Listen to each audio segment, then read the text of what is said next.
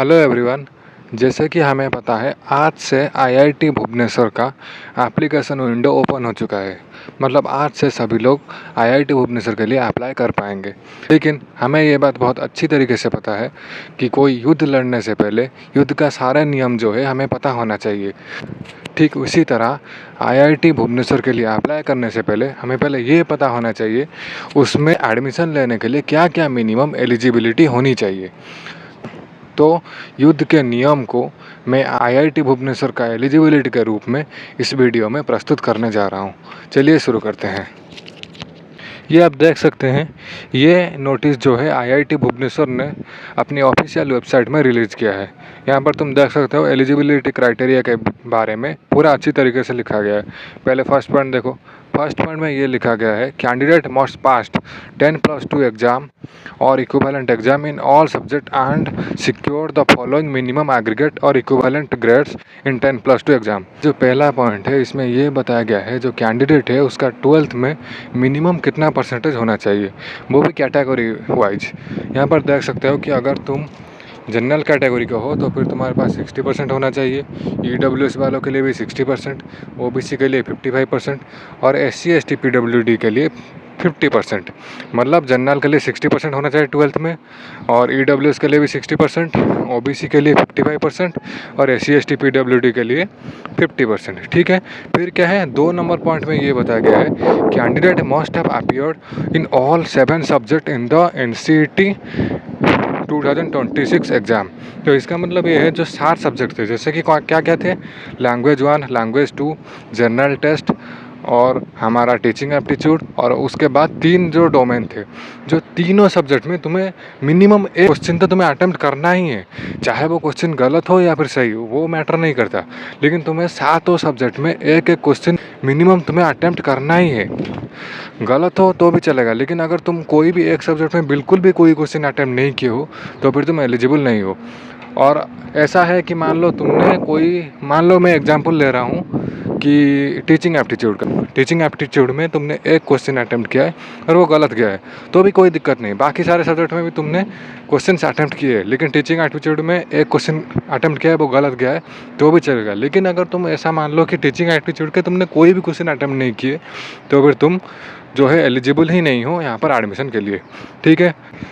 Next देखते हैं 3 number वाला पॉइंट। उसमें क्या बताया गया है, यहाँ पर डेट ऑफ बर्थ के बारे में बताया गया है। यहाँ पर कैटेगरी वाइज पूरा डेट ऑफ बर्थ बताया गया है। अगर तुम जनरल कैटेगरी या फिर ईडब्ल्यूएस वाले हो तो फिर तुम्हारा जो डेट ऑफ बर्थ है वो 1 अक्टूबर 2006 के बाद होना चाहिए। मतलब अगर तुम्हारा डेट ऑफ बर्थ 2 अक्टूबर 2006 है या फिर उससे ज़्यादा है और तुम जनरल कैटेगरी को हो तो फिर तुम एलिजिबल हो। और ओबीसी के लिए क्या है, 1 अक्टूबर 2003 और SC ST PWD के लिए 1 अक्टूबर 2001।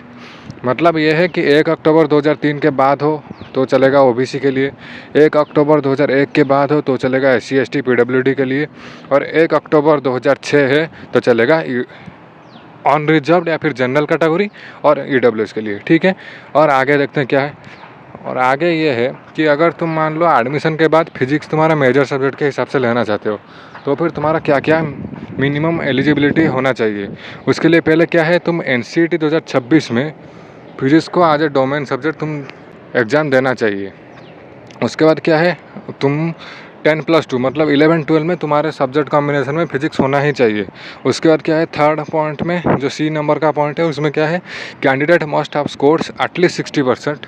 अगर तुम जनरल कैटेगरी को हो तो फिजिक्स में तुम्हारा मार्क्स 60% होना चाहिए, और 55% ओबीसी के लिए और 50% SC ST के लिए। ये मैं ओवरऑल मार्क नहीं बता रहा हूँ, मैं बता रहा हूँ फिजिक्स में। अगर तुम्हें फिजिक्स मेजर लेना है तो फिजिक्स में ही तुम्हारा 60% होना चाहिए, वो तो होना ही चाहिए। तो ओवरऑल मार्क 60% जनरल कैटेगरी के लिए। मान लो तुम जनरल कैटेगरी को हो और तुम फिजिक्स मेजर लेना चाहते हो तो फिर तुम्हारा ओवरऑल परसेंटेज जो है 12th का वो भी 60% होना चाहिए, उसके साथ फिजिक्स में भी 60% होना चाहिए। फिर क्या है, अगर तुम फिजिक्स को माइनर के रूप में लेना चाहते हो तो फिर तुम्हें क्या है, बस फिजिक्स और मैथमेटिक्स जो है 10+2 मतलब 12th में तुम्हारा सब्जेक्ट कॉम्बिनेशन में फिजिक्स और मैथमेटिक्स होना चाहिए और कुछ नहीं। NCET में 2 या फिर ना दो वो मैटर नहीं करता, अगर तुम्हें सिर्फ माइनर ही लेना है। फिर क्या है, अगर तुम केमिस्ट्री मेजर के हिसाब से लेना चाहते हो तो भी वही चीज़ है, एनसीईटी में तुम्हें chemistry as a domain subject देना चाहिए। और क्या है, कैंडिडेट जो है केमिस्ट्री और मैथमेटिक्स 10+2 में पढ़ना चाहिए। और वहाँ पर भी वैसा ही था, फिजिक्स और मैथमेटिक्स था, यहाँ पर केमिस्ट्री और मैथमेटिक्स। एनसीईटी में वहाँ पर फिजिक्स होना चाहिए, यहाँ पर केमिस्ट्री होना चाहिए। और सी नंबर का पॉइंट क्या है, वैसा ही है, 60% यूआर और ईडब्ल्यूएस के लिए 60% होना चाहिए केमिस्ट्री में, 55% ओबीसी के लिए और 50% क्या है एससी एसटी पीडब्ल्यूडी के लिए। ठीक है। और आगे क्या है, केमिस्ट्री अगर तुम्हें माइनर लेना है, बस केमिस्ट्री और मैथमेटिक्स जो है तुम्हारा 10+2 में बस पढ़ा होना चाहिए। मतलब 10+2 में, मतलब 11-12 में तुम्हारे सब्जेक्ट कॉम्बिनेशन में केमिस्ट्री बस होना ही चाहिए और कुछ नहीं चाहिए। ठीक है, ये रहा केमिस्ट्री मेजर और केमिस्ट्री माइनर की बात। फिर आगे बढ़ते हैं मैथमेटिक्स मेजर। मैथमेटिक्स मेजर में क्या होना चाहिए, अगर तुम्हें मैथमेटिक्स आज मेजर लेना है तो फिर क्या है, एनसीईटी में तुम्हारे जो डोमेन सब्जेक्ट में उसमें मैथमेटिक्स या फिर अप्लाइड मैथमेटिक्स, इन दोनों में से कोई एक तुम्हारा डोमेन में होना ही चाहिए।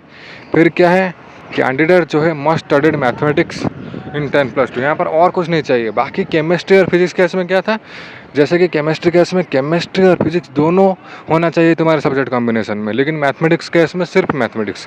लेकिन ऊपर वहाँ पर भी तुम देखे थे कि फिजिक्स केस में क्या था, फिजिक्स और मैथमेटिक्स दोनों होना चाहिए था, लेकिन मैथमेटिक्स केस में सिर्फ मैथमेटिक्स। और सी नंबर पॉइंट क्या है, वैसा ही सेम टू सेम है, 60% होना चाहिए, 55% होना चाहिए, और क्या है 50% होना चाहिए कैटेगरी वाइज, किसमें, मैथमेटिक्स में। ओवरऑल में तो होना ही चाहिए, उसके साथ साथ मैथमेटिक्स में अलग से भी उतना 60% होना चाहिए जनरल ईडब्ल्यूएस के लिए, 55% for OBC, 50% for SC ST PWD. फिर क्या है, मैथमेटिक्स को अगर माइनर लेना है तो क्या है, बस मैथमेटिक्स जो है तुम्हारा सब्जेक्ट कॉम्बिनेशन में होना चाहिए, कहाँ पर, 11 और 12 में। फिर क्या है, इकोनॉमिक्स, अगर तुम्हें इकोनॉमिक्स आज मेजर लेना है तो फिर वहाँ पर क्या है, कैंडिडेट को जो है मैथमेटिक्स पढ़ना चाहिए, मतलब 11-12 का जो सब्जेक्ट कॉम्बिनेशन है वहाँ पर तुम्हारे पास मैथमेटिक्स होना चाहिए।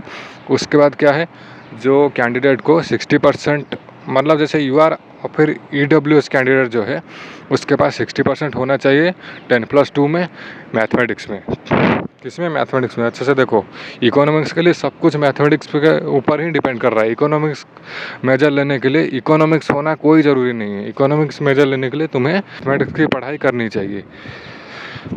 तो यहाँ पर तुम देख सकते हो 60% मैथमेटिक्स में होना चाहिए और 55% जो है ओबीसी के लिए मैथमेटिक्स में होना चाहिए और 50% एससी एसटी पीडब्ल्यूडी के लिए मैथमेटिक्स में होना चाहिए। और इकोनॉमिक्स को अगर माइनर लेना है, बस तुम्हारे मैथमेटिक्स जो है 11-12 में तुम्हारे सब्जेक्ट कॉम्बिनेशन में होना चाहिए।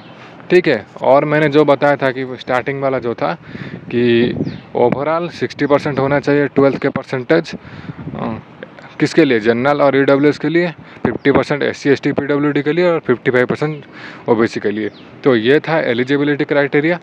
इसके बाद सिर्फ 1 या फिर 2 घंटे के अंदर तुम्हारे पास कैसे अप्लाई करना है आईआईटी भुवनेश्वर में उसके रिगार्डिंग वीडियो आ जाएगा। और ये वीडियो अभी बनाने का मकसद यही था कि मान लो कि तुम इन्हीं में से कोई एक एलिजिबिलिटी क्राइटेरिया जो है फुलफिल नहीं कर पा रहे हो।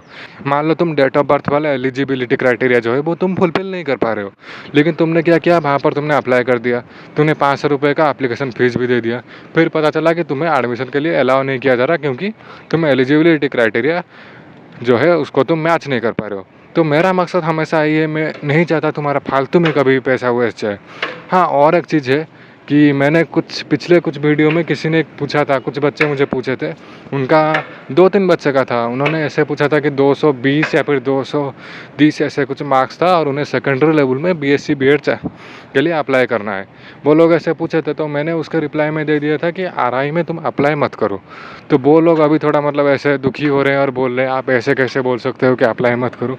देखो, मेरा वहाँ पर मना करके तुम्हारा दुखी करने का मेरा मकसद नहीं था। मैं ये बोल रहा था, अगर मैं वहाँ पर हाँ बोल दूँ तो तुम्हें क्या लगेगा कि हाँ भैया हमें बोल रहे हैं क्योंकि ये पढ़ाई कर रहे हैं वहीं पर, तो उनको पता होगा, तुम मेरे बातों में ट्रस्ट करके अप्लाई कर लोगे। फिर तुम्हारा वहाँ से 500 रुपये बेकार में वेस्ट जाएगा एप्लीकेशन का, क्योंकि मुझे पता है 220 मार्क में, वो भी फिर जनरल कैटेगरी के थे, 220 मार्क के कभी भी नहीं होने वाला, मतलब चांस ही नहीं उठता कि तुम्हारा 220 मार्क में जनरल कैटेगरी का वहाँ पर मिल जाए सेकेंडरी लेवल का बीएससी बीएड आरआई भुवनेश्वर में, नहीं मिलेगा।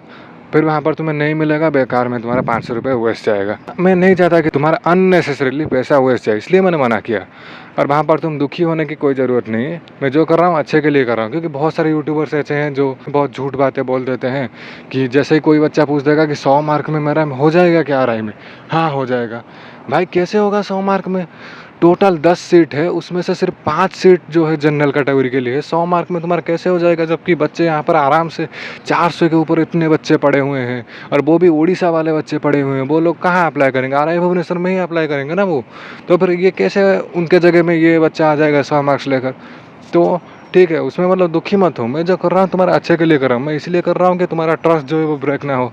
तुम बाद में 500 रुपये वेस्ट करने के बाद फिर मुझे गाली मत दो, ऐसे मैं चाहता हूँ। तुम्हारा 500 रुपये भी, गाली की बात तो नहीं पड़ रहा, लेकिन मेरा मेन मोटो है कि तुम्हारा जो 500 रुपये अननेसेसरी क्यों वेस्ट जाएगा, उसको कहीं कॉलेज में अप्लाई करने में इस्तेमाल किया जाएगा। ठीक है, तो फिर दुखी मत हो। तो वैसे इस वीडियो के लिए इतना ही। तो अगले वीडियो जो कि यही IIT भुवनेश्वर का एप्लीकेशन फॉर्म के रिगार्डिंग आएगा, बस 1-2 घंटे में वो वीडियो प्रिपेयर करके मैं अभी अपलोड करता हूँ। ठीक है, फिर मिलते हैं उस वीडियो में। लास्ट तक देखने के लिए बहुत बहुत धन्यवाद। और अगर कुछ और डाउट्स हो तो फिर तुम कमेंट सेक्शन में पूछ सकते हो।